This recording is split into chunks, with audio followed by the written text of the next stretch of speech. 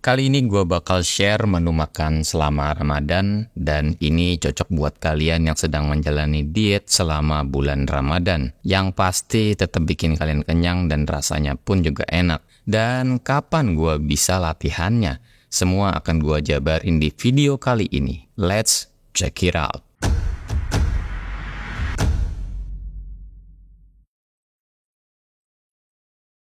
Meal pertama, yaps, mengawali hari. Saat sahur gua bakal bikin sup telur tinggi protein. Pertama, sediain putih telur. Ini kuningnya nggak gua buang kok ya. Biasanya anak gua suka kuningnya. Dan bahan berikutnya ada telur rebus. Yaps, bersama kuningnya 4 biji. Jangan takut dengan kuning telur. Soalnya kalau kalian tahu pencetus kolesterol tinggi plus perisainya, kalian bakal gak nyia-nyiain kuning telur yang punya segudang manfaat ini. Nah, berikutnya ada buah tomat, kaya akan vitamin dan mineral. Terus ada bawang merah, biar lebih harum nanti kuah supnya. Terus untuk sayurnya, gue lebih suka kembang kol. Kalau kalian mau kol, sawi, atau sayuran lain silahkan. Yang penting ada sayurannya buat sahur. Terus ada kentang yang udah gue potong dadu, dan daun sop, serta daun bawang yang sudah gue iris-iris. Gue pakai bumbu sup kayak gini, lebih simple, lebih hemat juga buat munculin aromanya biar lebih mantap. Oke, langsung saja tumis bawang merahnya dulu. Gue nggak pakai minyak. Kalau kalian mau pakai ya silahkan. Tumis bawang merahnya sampai layu dan harum. Terus masukin air secukupnya dan masukin kentang yang udah dipotong dadu. Rebus kentangnya sampai setengah mateng, lalu masukin kembang kolnya, tambahin sedikit air lagi dan tunggu sampai kembang kolnya sedikit layu. Masukin bumbu sup instan, gua pakai sedikit doang dan gak ada penambahan garam micin lagi. Kalau sudah tercampur rata, baru masukin putih telurnya. Aduk-aduk biar putih telurnya tuh nggak menggumpal ya, dan biar cepat matang juga. Poinnya di sini air yang kalian pakai harus pas, nggak kebanyakan, nggak kedikitan. Kalau putih telurnya udah matang, masukin sup dan daun bawang yang udah dipotong halus. Lalu matikan kompor. Nah, kuahnya kalau pas jadinya lebih kental karena perpaduan dengan putih telur yang kita campurkan tadi. Saatnya potong-potong tomat. Sengaja gua nggak masak juga tomatnya biar kandungan di dalamnya nggak ada yang rusak ya. Biasanya langsung gua kunyah tomatnya, nggak ribet-ribet disusun kayak gini. Tapi biar penonton itu lebih estetik aja ngelihatnya di sini. Untuk telurnya juga sama bagian terakhir. Jadi kalau kalian punya 2 tungku, maka sambil kalian masak telur rebus bisa sekalian masak bahan-bahan yang lainnya tadi. Ya biar lebih cepat masaknya. Durasi bikinnya di sini nggak nyampe 30 menit kok ya. Kalau kalian pengen lebih cepat lagi, potong kentangnya dan kembang kolnya lebih halus lagi ya, biar cepat matang. Di sini sebagai sumber karbonya gua pakai kentang. Soalnya kadang habis sholat subuh tuh kan biasanya tidur lagi tuh gua ya. Jangan ditiru ya. Jadi nasi itu nggak begitu gua butuhkan biar lonjakan gula nggak begitu cepat. Ya sebenarnya indeks glikemiknya beda tipis doang. Kalau kalian mau ganti pakai nasi berarti kentangnya kalian skip. Bagi gua kentang itu lebih sekedar dari karbo. Lagi sahur gua itu nggak butuh whey ataupun kasein suplemen. Gua itu butuhnya real food yang tinggi protein, karbo yang cukup, dan yang terpenting tinggi vitamin mineral. Itu yang terpenting. Kalau kalian paginya kerja berat, boleh naikin karbonya. Bisa tambahin nasi ataupun sumber karbo lainnya. Nah, sore harinya 1 jam sebelum maghrib gua kardio bentar. Cukup 20-30 menit. Tapi sebelum itu gua cek kondisi air kencing terakhir gua dan fisik gua juga untuk mengetahui apakah kita ini masih aman untuk kardio. Kalau air kencing terakhir dah kuning keruh, kepala puyeng, yang gak usah dibaksa buat kardio. Dehidrasi parah itu malah bikin badan kalian itu rusak. Nah, saatnya bikin menu untuk berbuka puasa. Ini yang banyak banget teman-teman tanyain. Resep bubur telur. Pertama masukin air, jangan nyalain dulu kompornya, terus masukin putih telur dulu, baru deh nyalain kompornya dengan api kecil. Di sini kalian tuh kudu aduk-aduk terus ya biar teksturnya tuh bisa lembut. Di sini gua tambahin perisa pandan. Kalau kalian mau perisa jenis lain juga silahkan. Kalaupun kalian udah terbiasa cium bau amis telur, ya skip aja perisanya. Gue di sini biar bisa menikmati karena ada aroma pandannya gitu ya. Aduk terus dengan api kecil sampai airnya mendidih, sampai nanti teksturnya itu mengental. Itu berarti tandanya udah matang. Tuh lihat, teksturnya smooth kayak bubur sumsum ya.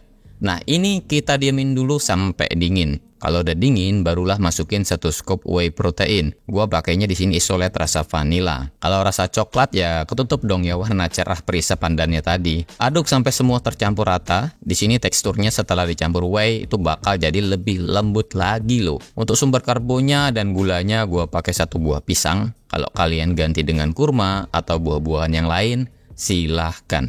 Pisang itu juga kayak akan vitamin dan mineral ya. Dan cocok juga gua paduin dengan bubur telurnya di sini. Oh ya, gua juga tambahin cinnamon atau kayu manis bubuk karena gua suka wangi rempahnya, apalagi dipadukan dengan menu yang manis-manis kayak gini. Dan benefit dari kayu manis itu juga banyak loh ya. Di antaranya itu bisa mengontrol lonjakan gula darah, apalagi pas saat kita itu berbuka puasa, apalagi kalian itu menu berbukanya dengan yang manis-manis. Nah, saatnya berbuka. Gua prioritaskan rehidrasi dulu, minum 2 gelas air, barulah makan bubur telurnya ini. Rasanya beneran pas, manisnya juga pas. Kombinasi manis dari whey dan rasa pisangnya itu sendiri. Jadi nggak perlu nambahin pemanis lagi ya. Dan aromanya juga enak, perpaduan wangi pandan dan kayu manisnya tadi. Biasanya selama bulan puasa, gua latihannya itu sehabis tarawih. Atau biasanya jam 8 malam barat lah ya. Dan gua nggak butuh pre-workout, karena sudah jam 8-an tuh ya, takutnya malah jadi sulit tidur. Makanya gua pakai pisang pas buka sebagai amunisi energi saat latihan nanti. Dan waktunya juga pas, sudah 2 jam lebih konsumsinya sebelum latihan, jadi energinya itu siap digunakan ya. Hal terpenting saat kalian gym malam di bulan puasa itu adalah air. Biasanya sampai 2 liter gua minum selama latihan, karena hidrasi itu penting. Untuk latihannya pun masih bisa prioritas beban berat, tapi ya repetisi berkurang dari biasanya. Itu nggak masalah. Prioritas gua latihan saat Ramadan bukan untuk nambah massa otot, tapi memaintain otot gua biar nggak banyak nyusut. Dan karena gua lagi cutting, maka latihan beban juga membantu untuk memaksimalkan pembakaran lemak di tubuh. Gak usah lama-lama latihannya, 1 jam aja udah cukup loh ya. Yang penting bagian otot besar atau compound exercise-nya udah selesai. Gak usah tanya ke gua jadwal latihan terbaik selama bulan puasa itu apa-apa aja. Selama otot Anda ada dapat jatah latihan dalam seminggu, itu udah bener kok. Gua bukan anti dengan latihan beban pagi ataupun sore, tapi gua menganalogikannya seperti sebuah mobil. Kalau olinya tuh mulai kering atau air radiatornya itu mulai kering, mau sampai full itu ya bahan bakarnya, malah bikin mobil itu cepat rusak juga. Tiap orang punya metabolisme yang berbeda-beda. Ada yang hipermetabolisme, ada juga yang hipometabolisme. Ada yang cepat keringetan, ada juga yang lambat keringetan. Gue sendiri tipe yang cepat keringetan. Intinya, kalaupun kalian mau latihan pagi atau sore, saran gue satu, jangan sampai badan kalian itu overheat karena dehidrasi. Dan tetap gua garis bawahi, jangan sampai olahraga kalian itu malah mengganggu ibadah kalian selama bulan Ramadan. Ramadan itu cuma setahun sekali, manfaatkan untuk mencari pahala sebanyak mungkin. Nah, untuk menu after workoutnya di sini sup lagi, wah. Dan bahan-bahannya ya mirip-mirip aja dengan menu makan saat sahur tadi. Bedanya sumber proteinnya di sini gua pakai beef slice yang 10% kandungan fatnya. Jadi udah dapat protein plus fat ya dari daging itu sendiri. Tumis bawang sampai harum dan layu. Terus tambahin air dan masukin kentangnya. Metodenya sama kayak bikin sup telur di waktu sahur tadi. Karena daging sapinya sudah dipotong tipis-tipis, jadi proses masaknya pun bisa cepat. Dan nggak alot juga sih ya. Nah, perbedaannya di sini kuahnya gua cuma pakai sedikit doang. Sisanya bakal gua buang. Itu mengurangi lemak yang keluar dari daging sapi itu sendiri. Terus gimana kalau daging sapinya diganti dengan daging ayam atau ikan? Ya silahkan aja, nggak ada hal wajib. Yang penting itu sumber protein yang sehat. Gue sendiri makan daging sapi 2 kali seminggu. Kalau kalian versi low budget, daging ayam tuh lebih hemat kok. Atau bisa sesuaikan dengan sumber protein yang murah di kota kalian itu apa. Biar lebih seger, gue tambahin perasan lemon. Lemonnya gue petik sendiri dari kebun. Dan seperti menu di sahur tadi, sumber karbo gue cukup dari kentang. Karena 1 jam setelah makan, gue harus tidur. Dan mikronutrien yang gue dapat dari kentang itu lebih banyak ketimbang nasi putih. Memang secara glycemic index ya beda tipis aja ya kentang itu sama nasi. Tapi dari segi kalori lebih rendah kentang. Dan itu pas buat gua di menu sup kali ini. Sebagai cemilan penutup di sini gua pakai buah nanas yang hijau ya. Jadi asem-asem gitu. Dan di sini gua tambahin lagi jeruk nipis.